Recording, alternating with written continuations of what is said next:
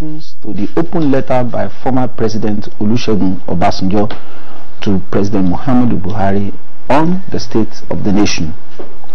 It appears unequal in divide, because as many praised the intention of the former president, many more expressed reservations about advising the incumbent president in public.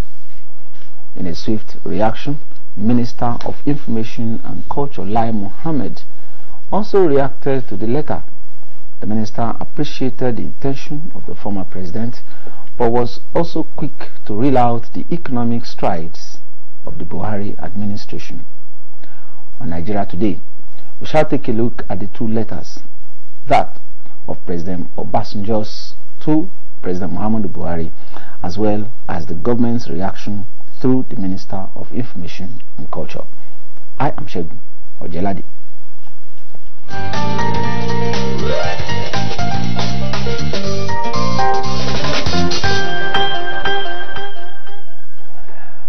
I'm being joined in the studio to discuss the two letters by a public affairs commentator, Ibrahim Modibo. Ibrahim Modibo was the former National Director of Publicity of the defunct ANPP and presently the Chairman Board of Editors of Verbatim Magazine. I welcome you to the program. Thank you very much, Shegun. Thank you for inviting me. Also in the studio is another public affairs commentator and a regular face on our channel, Mr. Jideojo. I welcome you to the program. Thanks for having me. Good evening, Nigerians. Now let's look at the former president's letter.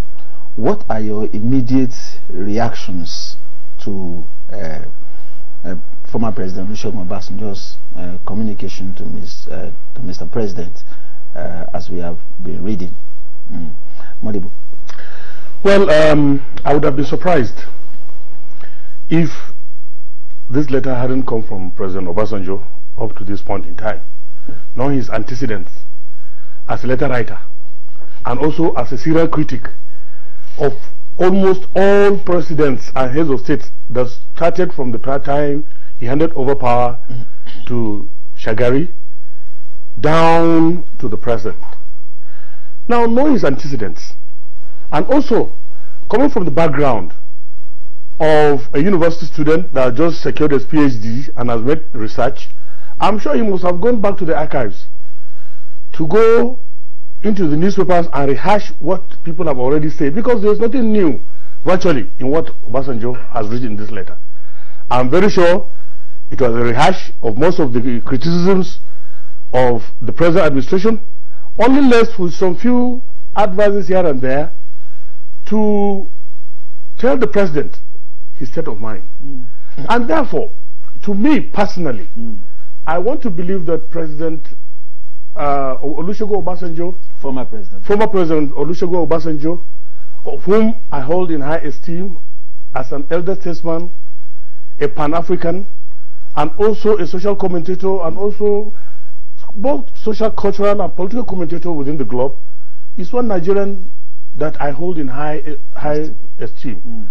But under the present circumstance, I want to believe that an elder statesman, you should not always think of this self-indulgence where you think it's only you that knows everything.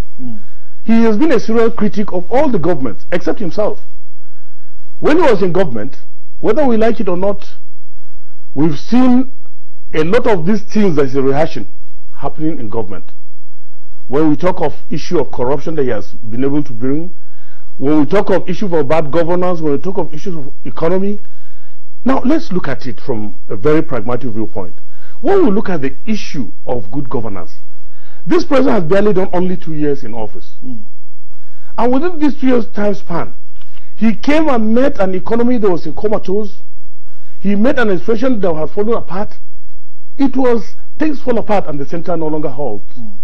And therefore, in trying to assemble the best brains that he could to make sure that Nigeria moves forward, the president has made a very shattered economy. An economy that was in shambles due to monumental looting of the treasury and also gross impunity of the administrations. Okay. So when you look at all these things that he came to meet, he had to start from point zero. Okay. And now he has assembled people, and barely in 2 years, you started criticizing him of non-performance, of one that doesn't know the economy. I don't know. Let me ask, if you ask me, Mr. Shegu, when it comes to economy, I don't think President Obasanjo has the moral high grounds to talk of the economy, to say that President Muhammadu Buhari doesn't know anything about the economy. I don't think he knows anything on the economy. We come to some of these issues. Let's listen to Mr. Ojo on his initial reactions to President Obasanjo's letter, and whether you are surprised about how the letter has been so popular. Well, maybe I'm not going to say that I'm surprised, given the fact that, like Alhaji Modibo said, former President Olusegun Obasanjo has never shied away from openly expressing his mind, and he's right to it. He has a right to do so. Even though a lot of people will expect that having an unfettered access to the president, he could have discussed it privately with him, knowing full well that at least on more than one occasion he had had private meetings with the president. But be that as it may, sometimes you go public because you want posterity to bear you witness that, or maybe when things were not going too well, you did say your mind. And I also believe that he is not saying anything new. Many Nigerians are disenchanted with this administration, and I'm one of them. Maybe we have too much optimism about the administration. Maybe we thought the Buhari is the Messiah we are long waiting for. That expectation has not been met. And when you see the soft rebuttal that came from the Minister of Information, he did acknowledge that, well, it's still work in progress. They did admit that the dividends of democracy is yet to be felt by the majority of Nigerians, but he rolled out the necessary statistics to show that things are not as deplorable as many of us think they are. But you see, in a country like ours, where people are suffering from high cost of living and not high standard of living, you are likely to get a lot of sympathizers with the position taken by former President Olusegun Obasanjo.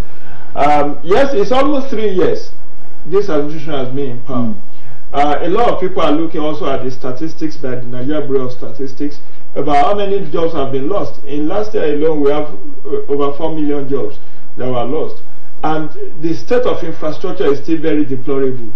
But that's not to say that the administration is not doing anything about it. I was privileged to be one of the earliest Nigerians to review the President January 1 speech broadcast, and we did see in telling Nigerians what the effort of the administration is in terms of rice production, in terms of road maintenance, that about 12 weeks have been set aside for all about 25 roads to be refurbished and to be put in shape through FEMA, and all the other major roads that are being done through Sukuk funds that the president, the administration has been able to get in terms of bonds. And of course, you also see that in all the periods that we have raised zero bonds or Sukuk bonds or any, it has been oversubscribed, which means that there is investors' confidence in the administration. So in the administration, but again, I come back to my initial standpoint.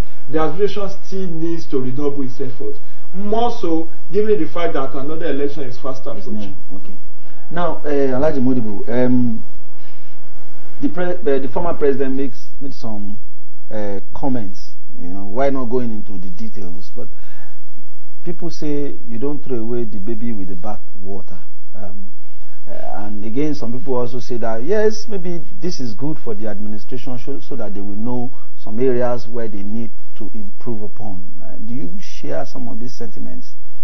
Yes, I want to believe that with due respect to the former President Olusegun Obasanjo, I think this letter, as my good friend here rightly stated, Obasanjo had an unfettered access to the president to go and talk to him or advise him on some of these things. But you know, if you look at, I said, let's go back to history. When the antecedents of former President Obasanjo, he's one person that wants to control everybody. If you look at, if you're not dancing maybe to the tunes of his advice and what have you, then a letter will come or an open criticism will come. If you look at the issues that permeated into the social fabric of society as at this point in time, pertaining to this administration, one, when this president came in, he has never shied away from the fact that he came and met a vandalized economy. An economy that was comatose, an economy that was put prostrate onto his the knees. Now, to turn up this economy, he had to find capable hands. No president can claim monopoly of knowledge, including Obasanjo himself. He has never been an economist. It's only the advice that he got from some of these people that made the distance. And I'm sure those people that were even serving his government, especially central bank governor, is still within the purview of this government. So, if you look at when President Muhammadu Buhari came in, he came in with 3 fundamental issues at stake. 1, security. To tame insecurity. 2, to fight corruption. And 3, economy. To revamp the economy. Now, you see, in every material particular, in whatever you're doing, if in my, like what we say in Hausa, before you repair something, sometimes you need to disorganize or destroy the thing and then bring it back and build. That's the translation of the Hausa. Yes. So in this case, President Muhammadu Buhari is a man of value and candor. This is the man that came into governance with full promises and potentials. This is a man that saw the country as drifting. His decision to come into politics has born out of his patriotic desire to positively respond to our generational challenges. And these generational challenges have to do with the economy, fighting corruption. If you look at today, the EFCC under Mala Ibrahim Magu, whether we like it or not, it is a factor to be determined. I totally agree with you. Yes. But you have not answered my question. Yes, no, I'm still coming to because that of our time. Please yes, do that. I'm coming to that leg. Yes. You see, Ibrahim Magu has done so well that today the whole international circles are looking up to President Muhammadu Buhari as a fighter against corruption. This is undisputable. Even the AU. Even the AU. Yeah. And today, as my good friend Dr. Jide rightly said, today there is investor confidence in this country. Yes. Now, in this advice, yes, you don't throw away the baby and the bathwater. Yes. What President Obasanjo did, if I were to be him as an elder statesman, yes, as a learned PhD person in theology, not economics, he would have gone to President Muhammadu. President Muhammadu Buhari, you are my junior in the army. And you know, army, they have this command and this structure. Exactly. Control. He had an unfettered access to him. So look, there are problems on ground. Yes. And these problems, look at the economy and look at all this. Look at how do you place this thing? He should have gone to him privately. So I agree. There are some pitfalls. President Muhammadu Buhari is human. He has never claimed to be infallible. He has never claimed to be a saint. And therefore, as a human being, he's bound to make mistakes. But if he makes a mistake, we have to give him the grace of correcting the mistake. So I strongly believe as of today, there's no better alternative on the land today. Now, the program is Nigeria Today. We are taking a look at 2 letters. One from the former president to President Muhammadu Buhari, and the reply of the government through the Minister of Information, which is the next phase of the program, but it will be after this break.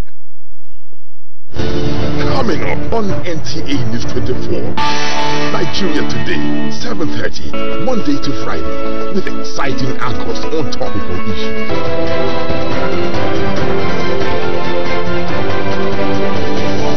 Inspirators, a search for those who inspire others.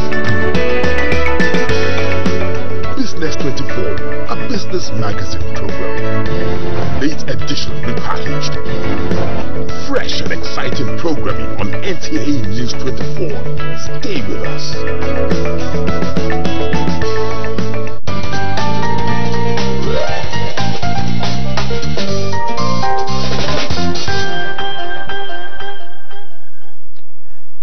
Now, this evening, the Minister of Information released a statement on, the reply of the government to former President Olusegun Obasanjo's letter.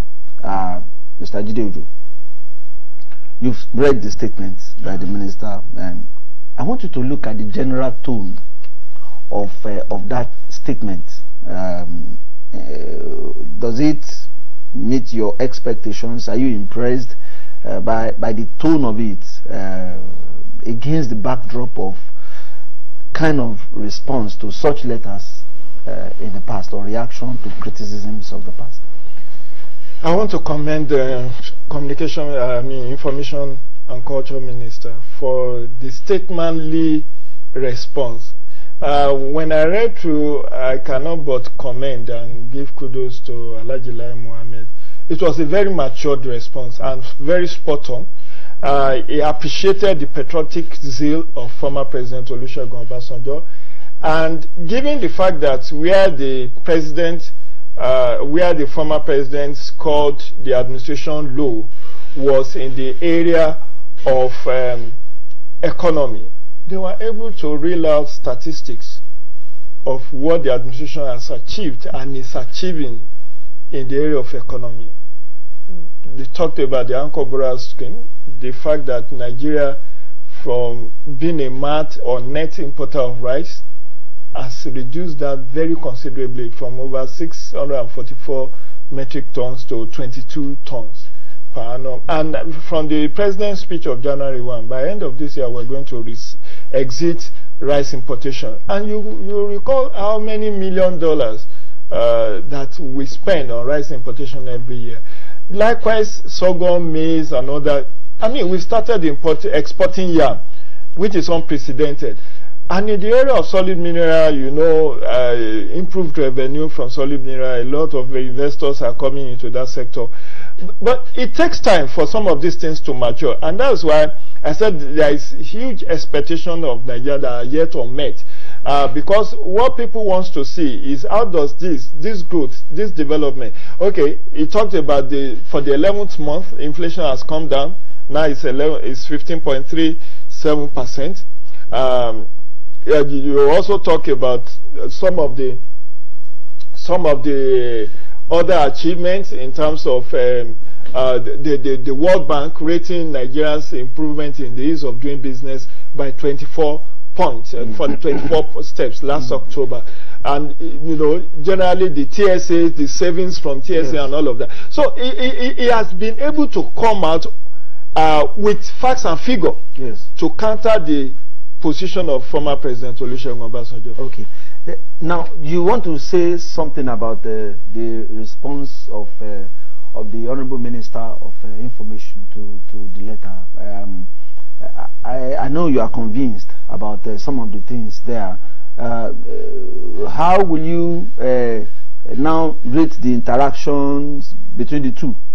A letter of criticisms and the response of the administration to it. It doesn't seem as if there is an attack, or there is an antagonism, or a major disagreement. It's just to explain the situation on ground. And more of such situations are likely to arise in the build-up to 2019. What should be the posture of everybody, governments, and even the reading public? Thank you very much, Shegun. Honestly, I want to also wish to join my colleague, Dr. Jide, in commending the Minister of Information, Alhaji Lai Mohammed, for the maturity, dexterity, and the sense of patriotism he used in replying to this outrageous letter by the former president. Even the minister did not say outrageously. Well, to me, if I were to reply him, in those days, in our time when I was in AAP as National Director of Publicity, I would have matched every word with action. Every attack on the government would have been appropriately. Nigeria has moved on. It has moved on. But however, for the purpose of posterity, there is the need to correct the wrong impression, as been insinuated by the former president, on some of the problems associated with this letter.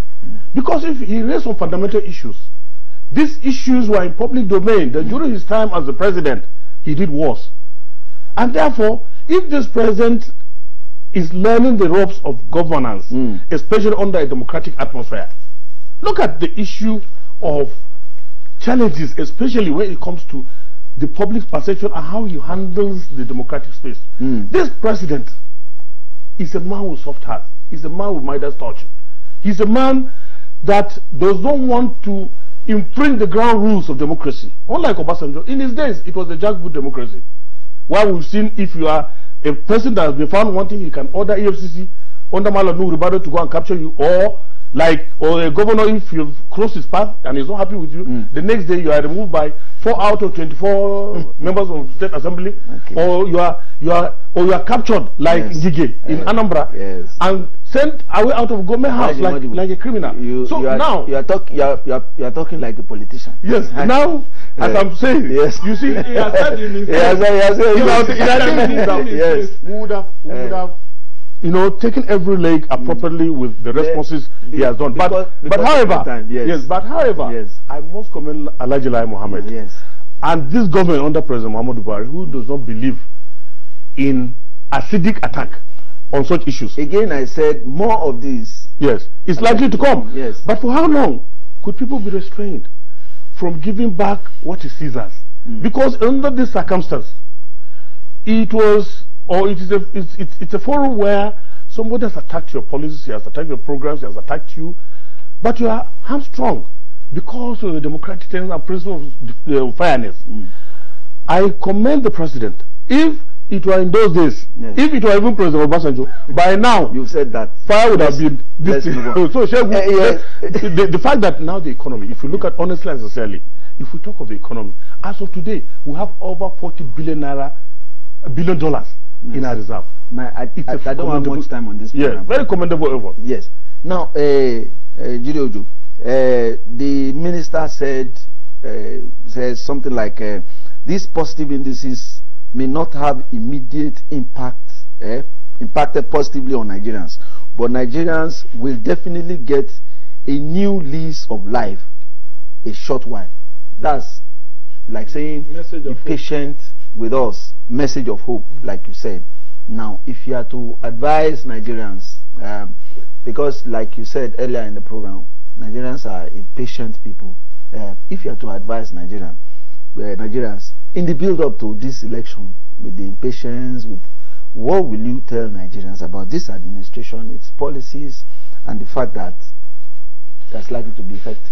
For me, I think the administration needs to get its media and publicity units oiled, because many more vitriolic attacks will come in the build-up. You can't stop that. A lot of people are disenchanted. I said it, even myself. I had wished for more. I'd want better life. I wanted a better condition of living. But we need to be patient. You know, Rome wasn't built in a day. And if this administration can come out with facts and figures regularly, open communication, transparent administration, let people know and feel the impact of your administration. Fix the infrastructure, the rail, the road, the electricity, the fuel. I've been here on a couple of times to discuss the lingering fuel issue. Thank God it has improved in Abuja. Let it also go around the entire country so that people can start feeling positive impact. And we must be, Nigerians must also know something. As we are holding President Buhari accountable, let's also hold our governors accountable. Let's also hold our chairmen, councillors accountable, because they jointly form a government. It's one administration, but different layers of government. The legislator, if you read my column in the Punch of today, I actually took on the legislator, and I was asking them to deliver on their agenda for 2018, because there is a need for a robust and cordial relationship among the three arms of government and the three tiers of government. Okay, Alhaji Modibo, as we close this program, now what will you advise Nigerians who are likely to write more, especially as we move towards 2019 and the need not to heat up the politics? Thank you very much. Quickly, because of our time. Thank you. You see, my advice is, especially to President Obasanjo, is to tread it softly. I didn't say President Obasanjo. I said Nigerians. Yes, Nigeria. Likely, yes. President Obasanjo is inclusive. But specifically, I advise him, he should not be judgmental. Okay. You cannot pass judgment on a president that has done only 2 years out of his term of 4 years. Assuming without necessarily considering to what he's saying. If for instance, somebody has failed exams, would he repeat the class? Allow the president to repeat the class. He has done very well. I've had that but once. Very good. It was Gudinen that said. He said if his son, but under these circumstances, he should not be judgmental. He should not tell the president that, look, you've disappointed Nigerians, you failed, and therefore you should go back to your home and sit. He doesn't have that monopoly, and therefore, looking at issues critically, people will start writing now, left, right, and center. I strongly believe that President Muhammadu Buhari has done very well in the fight against insurgency, critically well in the fight against corruption and monumental loot of the treasury, and also in the fight of building up the economy. Let us give him the space. Let us give him the time and also the latitude to make Nigeria a great nation that has thrived all along his life. Because this is a man that doesn't even have a house. Thank you very much. He's not a thief. His credibility in 2019, any president that wants to come in 2019 will be built on credibility. As of today, President Muhammadu Buhari is the answer. Thank you. I must thank you. If we allow him. But I must commend your contribution. Thank you very much. Alhaji Ibrahim Modibo, former National Director of Publicity of the defunct AMPP and publicity. Chairman Board of Editors of Verbatim magazine. I thank you for all that you've said on the program. Thank you. And my brother and friend Jidoju, thank you very much for your forthrightness and your commitment to the Nigerian nation. Yeah, this is where we call it a date on the program Nigeria Today. We shall be back tomorrow. On behalf of my producer and everybody in the studio, I am Shegun Ojelade saying bye-bye.